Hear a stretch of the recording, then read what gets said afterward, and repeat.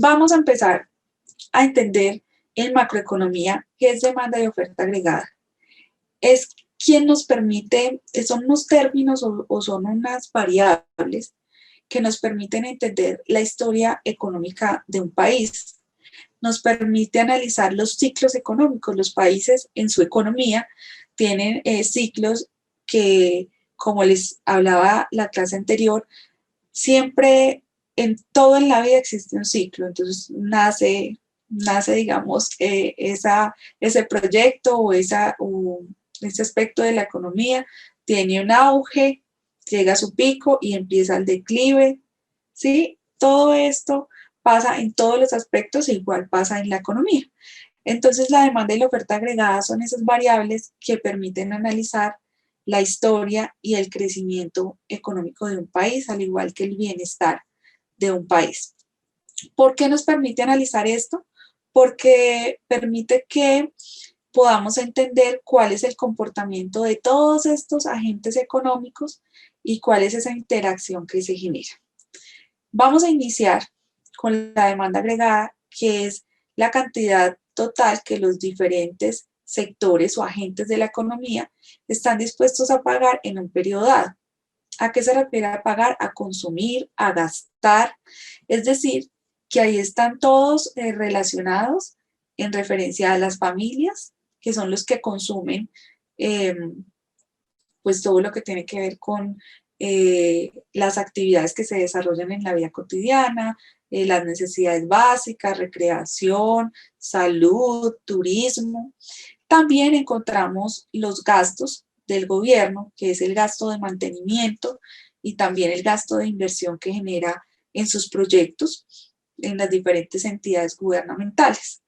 Igual en este rubro encontramos en la demanda agregada los inversionistas, en donde encontramos dos ramificaciones, uno que son los inversionistas de capital y otros que son los inversionistas productivos, que tiene que ver con la parte empresarial o todo lo que podemos ver, digamos, tangible frente pues, a estos procesos de inversión. Encontramos en la demanda agregada también las exportaciones que el país realiza, es decir, todo lo que sale del territorio colombiano hacia otros países. Entonces, en la demanda agregada, para sintetizar, es todo el consumo que se genera en un periodo de tiempo de los agentes económicos que son las familias, el gobierno, los inversionistas y las exportaciones. ¿Listo? Entonces ahí vamos muy bien con lo que tiene que ver con la demanda agregada. ¿Qué me afecta a mí el comportamiento de la demanda agregada? Que es lo mismo cuando analizamos nosotros qué nos afecta para tomar las decisiones financieras, económicas, laborales, familiares. Hay muchos aspectos y a cada uno nos afecta de forma diferente. Pero en la economía hay dos aspectos fundamentales y obviamente pues otros que hacen parte, pero que se analizan principalmente de modo académico en la economía, que es la política monetaria y la política fiscal. Ustedes ya han venido analizando dentro del curso cómo las políticas, este tipo de políticas públicas generan una expansión o digamos un incremento de la participación o del gasto del consumo de estos agentes económicos o cómo se genera una contracción.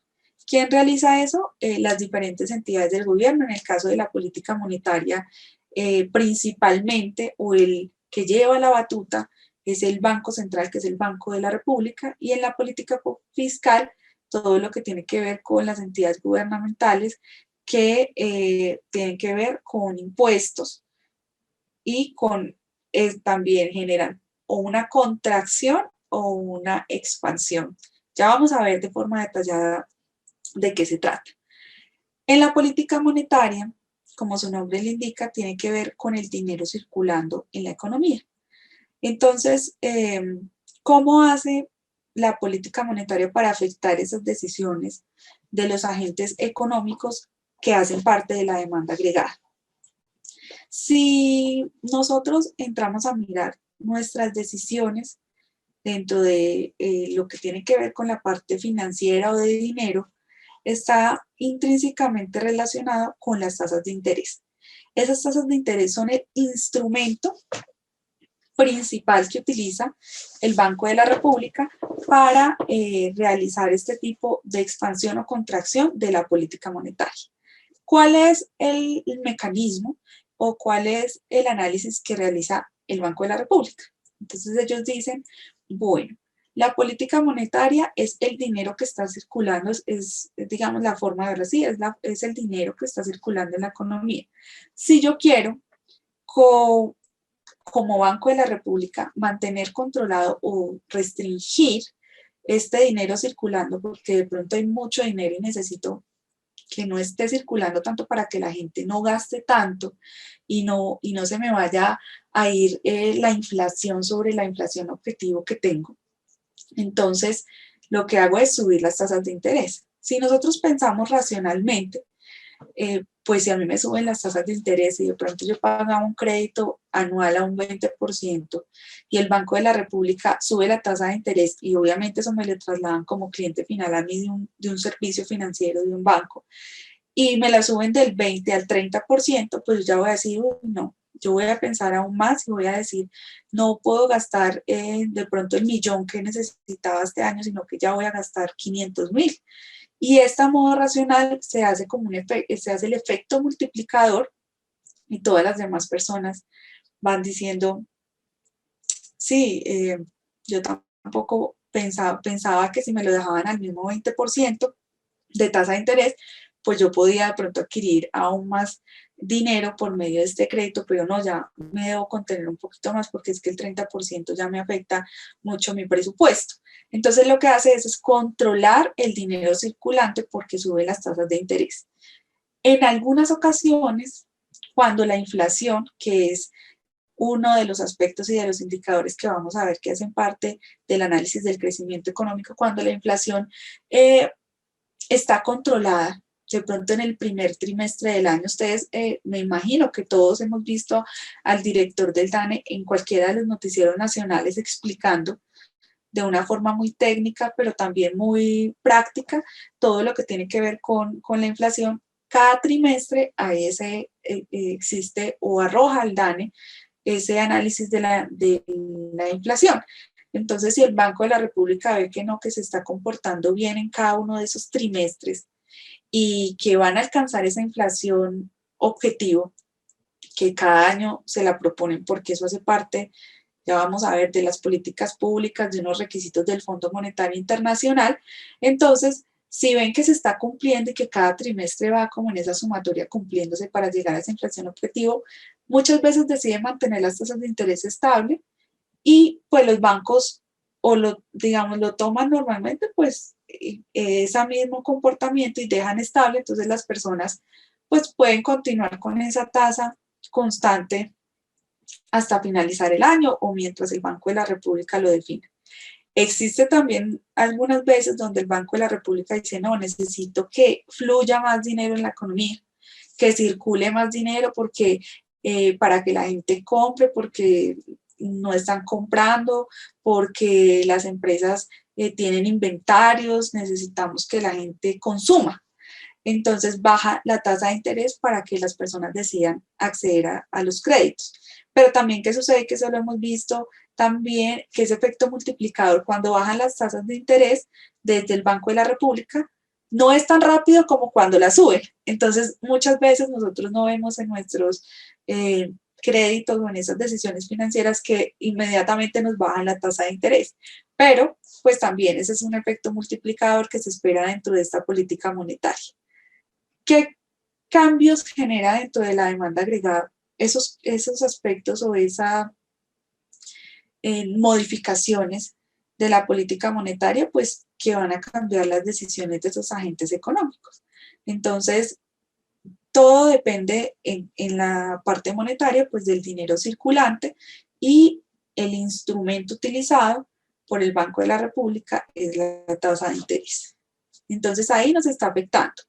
Por un lado, las familias, de los gastos de las familias, porque pues no es algo que sea oculto, que muchos de nosotros pues utilizamos los créditos, puede ser para invertir, pero principalmente para gastos o para necesidades que que pueden ser de diferentes niveles, no solo básicas, sino de otro tipo.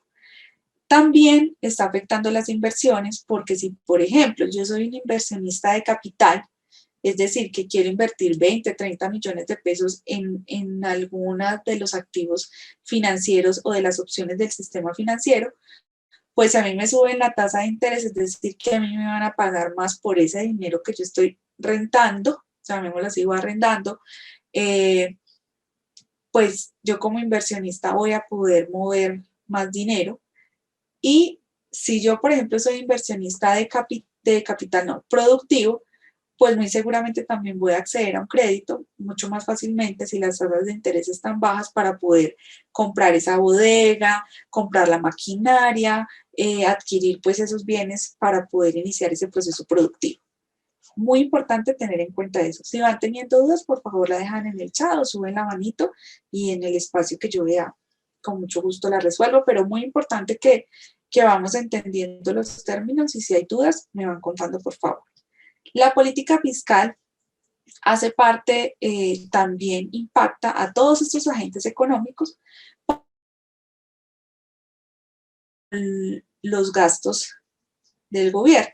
Entonces, cuando se quiere que la política fiscal se expanda, o sea, que haya más gastos del gobierno, se suben los impuestos, que es lo que está pasando o que muy posiblemente va a pasar en poco tiempo, que es con todo lo del tema de la pandemia, pues no es algo tampoco oculto que el gobierno ha tenido no ha tenido, sino que ha realizado o ha tomado decisiones sobre proyectos para apoyar a los ciudadanos. Entonces ha decidido hacer donaciones, ha decidido comprar pues las vacunas, ha decidido pagar un ingreso para las personas que no han tenido la posibilidad de trabajar y eso obviamente incrementa pues los gastos del gobierno y era algo que no estaba previsto y eso hace pues que para que puedan generarse esos gastos, para que exista un presupuesto, pues se incrementen los ingresos para que pues, los ingresos del gobierno por medio de impuestos. Si se quiere restringir ese gasto del gobierno que normalmente, realmente eso no se ve no se ve muy comúnmente, pues se disminuyen los impuestos. Otras fuerzas que hacen parte de este análisis pues tienen que ver con ya aspectos muy particulares de regiones o de comunidades o de todo lo que tiene que ver pues con los agentes económicos en específico. Bueno, con respecto a la oferta agregada, entonces vamos a ver cómo es la cantidad total de bienes y servicios que las empresas del país producen y venden en un periodo determinado. Es decir, que es toda esa sumatoria de la producción de las empresas de un país. ¿Listo? ¿Esto cómo se ve afectado? Si nosotros lo miramos por el lado de los empresarios, pues nos afecta todo lo que es el nivel de precios, los costos de la materia prima si transformamos algún producto y también todo lo que tiene, ya vamos a ver, todo lo que tiene que ver con los impuestos. Aquí les traje una gráfica que es igual a las gráficas que ustedes encuentran en microeconomía, pero pues ya todo lo vamos a ver de forma agregada. Entonces en la oferta, que ustedes la encuentran en la curva que es azulita o morada, como la quieran ver, se ve afectada por el nivel de precios y los costos, porque obviamente entre mayor es el precio que existe dentro de esa economía o de esa producción, pues más van a querer producir los empresarios. ¿Listo? ¿Cuál es la producción potencial? Igual como cuando analizamos la clase pasada, que obviamente si hay mucho inventario que ha sucedido por el tema de la pandemia, pues no hay una ciencia o una decisión certera sobre cuál puede ser mi producción potencial, porque primero tengo muchos inventarios actualmente y segundo, si esta producción yo la realizo y no sé quién me va a comprar, digamos, si le quitamos de lado o lo ponemos de lado la parte de la pandemia, si yo no sé a quién le voy a producir, pues es muy difícil y no voy a poder tomar decisiones. por eso también los afecta todo lo que tiene que ver la producción potencial. Estamos también analizando que dentro de la oferta agregada, el capital, que es igual el capital financiero como el capital productivo, pues hace parte de esos supuestos o de esos afectantes dentro de las decisiones de los empresarios o de los que producen dentro de esa economía. Si no existe capital financiero para todo lo que tiene que ver con la producción, para la compra, para adquirir diferentes bienes, pues no se va a poder generar ese proceso de producción y también pues si en la economía hay esa facilidad de capital, pues va a permitir que estos empresarios o que las personas que realizan esta producción puedan tener ese fondeo pues, de recursos para que puedan realizarlo. Al igual que afecta todo lo que tiene que ver con el trabajo, que es la mano de obra y la tecnología de acuerdo pues a lo que utilicen dentro de su capacidad instalada a nivel empresarial. Como les venía diciendo, entonces aquí podemos ver cómo se encuentra analizado de forma, bueno, en una tabla o de forma gráfica, lo que tiene que ver con la demanda agregada, que sería la curva roja, y con la oferta agregada, que es la curva azul. Normalmente, pues en una economía es muy difícil que se genere un equilibrio macroeconómico, pero pues lo que da a entender es que sería el punto en el que la inflación es igual tanto para la demanda como la oferta agregada y la producción o el PIB es igual tanto para la demanda como la oferta agregada. Ya vamos a ver qué son estos indicadores que yo sé que ustedes ya lo conocen. Voy a mirar si de pronto hay alguna pregunta por aquí. No veo nada en el chat, no veo ninguna manito levantada, o sea que vamos bien. ¿Listo? Bueno. ¿Cuáles son los ejemplos aplicados o cómo nosotros podemos leer o entender la demanda y la oferta agregada? Por medio de estos 4 indicadores. La producción, bueno, estas 4 temáticas con sus indicadores respectivos. La producción, el empleo y desempleo, los precios de la inflación y el comercio exterior. ¿Qué o cómo medimos nosotros la producción? Por medio del indicador del PIB, que es el Producto Interno Bruto, y que en pocas palabras es toda la producción de un país en un periodo de tiempo dado.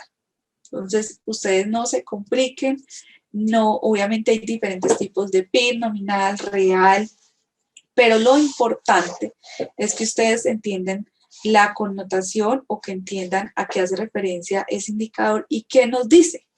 O sea, porque siempre vemos en las diferentes noticias económicas el PIB de Colombia fue del tanto por ciento y nosotros, bueno, pues como que chévere, pero no entendemos a qué se trata. Entonces ya uno sabe, el PIB es todo lo que es la producción del país de enero a diciembre o de un año, dependiendo cómo se analice, puede que lo analicen del 2018 al 2020, dependiendo de cómo se haga el análisis, pero ya entendemos qué es. ¿Y qué nos entra a dibujar o qué nos entra a mostrar? Todo lo que tiene que ver con la producción de ese país. Entonces, si el PIB aumentó, quiere decir que el aparato productivo del país está mejorando porque hubo un incremento de esa producción. Entonces uno dice, bueno, por ese lado damos un chulito y un ok. Pero si el PIB disminuyó, eso no quiere decir que sea negativo, sino que disminuyó de un año al otro. Uno dice, bueno, si no hay producción, entonces muy seguramente ya hay menos personas empleadas porque se necesitan menos personas para un área de producción o para un área administrativa, entonces eso va a hacer que disminuyan los ingresos porque pues si en una familia antes trabajaban 4, ahora solo trabajan 2, pues va a haber menos ingresos, el gasto va a ser, entonces uno ya iba hilando y no necesita ser un doctor en economía para entender esos procesos, sino que uno con su conocimiento del normal de decisiones cotidianas, pues va entendiendo cómo la demanda y la oferta agregada influyen dentro de este proceso. Entonces uno ya empieza a decir, bueno, la demanda agregada. Entonces, claro, eso afecta a la demanda agregada porque disminuyen los ingresos, pero también afecta la oferta agregada porque muy seguramente los costos de la materia prima aumentó, o como estamos en pandemia, pues ya no pueden producir porque tienen muchos inventarios. Entonces uno ya empieza a analizar que cada uno de estos ítems hacen parte de esa combinación, de ese juego, de esa conjugación de la demanda y de la oferta agregada y de todo lo que tiene que ver con estas políticas públicas. ¿Qué más nos indica esa historia económica? Que en el comportamiento de la demanda y la oferta agregada, el empleo y desempleo, que también perdón, es determinado por la tasa de desempleo que es compartida o que nosotros podemos verificar por medio del DANE, porque existen tasas de desempleo mensual, anual, trimestral, que nos van mostrando de diferentes formas cómo se está comportando la economía y cuál es ese vínculo que tiene con el empleo. Entonces ahora también nosotros vemos pues que la tasa de desempleo ha aumentado y si el PIB ha disminuido y los gastos del gobierno han aumentado, los impuestos van a aumentar, entonces uno ya empieza a decir, bueno, aquí hay unas alarmas que se están encendiendo y que me están diciendo, ojo, ojo porque las cosas están empezando a ralentizarse, es decir, que disminuyendo de forma muy lenta, pero me están mostrando unas alertas. Entonces yo ya voy entendiendo, bueno, cuál es esa combinación y cómo se va generando esos indicadores allí. Igual que la inflación, como hablábamos con la política monetaria, la inflación es calculada por medio del IPC y la inflación es un indicador que es muy regulado también por los diferentes bancos multilaterales y bancos que le prestan, digámoslo así, como el Fondo Monetario Internacional y el Banco Mundial, que le prestan a los gobiernos para, pues como un crédito normal, para que se puedan fondear también financieramente y pues hacer los proyectos los proyectos sociales o que están establecidos o que deben realizar. Entonces, es como en cualquier otro crédito, le hacen a uno pues esas solicitudes de cuando uno pide, uno de pronto no tiene muchos recursos en el banco o en una cuenta, entonces le dicen, bueno, usted tiene, no sé, 2 millones de pesos en la cuenta, pero está pidiendo, en el mismo banco donde tiene la cuenta, está pidiendo 10.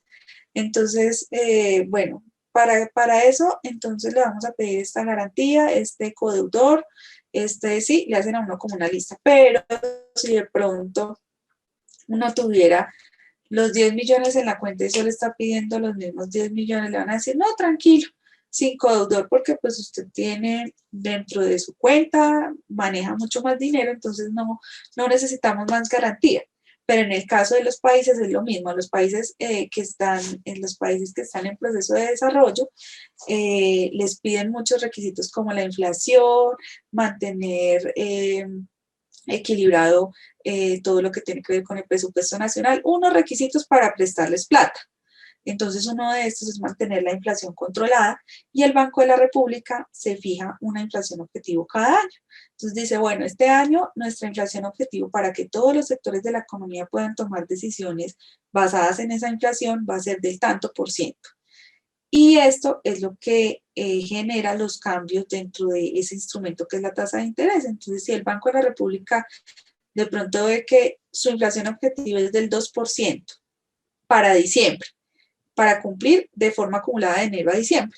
Pero en los 3 primeros meses del año, o sea, decir en el primer trimestre, van el 1%, entonces el Banco de la República dice, no, ya va mucho porcentaje, entonces no va a tocar subir las tasas de interés para que la gente deje de consumir y pues obviamente todo esto va a afectar el resto de agentes, tanto de la demanda como de la oferta agregada, pero pues voy a mantener esa inflación objetivo ahí un poco más controlada para que no se me vaya a ir mucho más y pues no me vaya a desbordar esa inflación. ¿Cómo se calcula?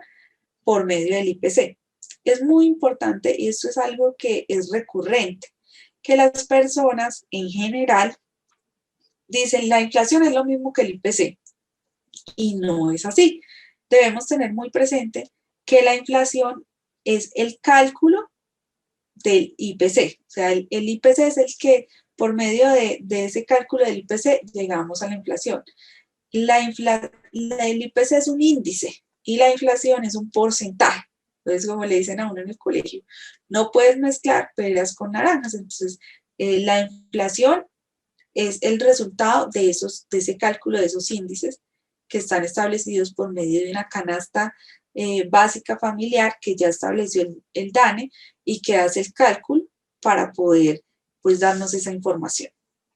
¿Qué otro aspecto es importante dentro del análisis de la demanda y la oferta agregada? El comercio exterior, que está regulado principalmente por la TRM. Las decisiones frente a las importaciones y exportaciones del país están totalmente ligadas al valor o cuántos pesos tengo que pagar yo por un dólar, que es la divisa más utilizada en las transacciones comerciales. Entonces, si sube mucho el valor de la TRM, es decir, si yo tengo que pagar más pesos por un dólar, pues esto va a generar que las importaciones bajen. Pero va a ser beneficioso para los exportadores porque como ellos reciben por dólares al hacer el cambio, pues van a recibir más pesos.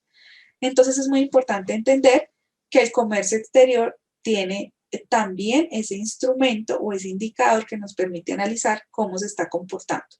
Entonces, para hacer una síntesis, el análisis de todas las políticas y de la influencia y de cómo se comporta la demanda de la oferta agregada y las consecuencias que hay, lo podemos ver por medio del PIB, de la tasa del desempleo, de la inflación y de la TRM. ¿Listo?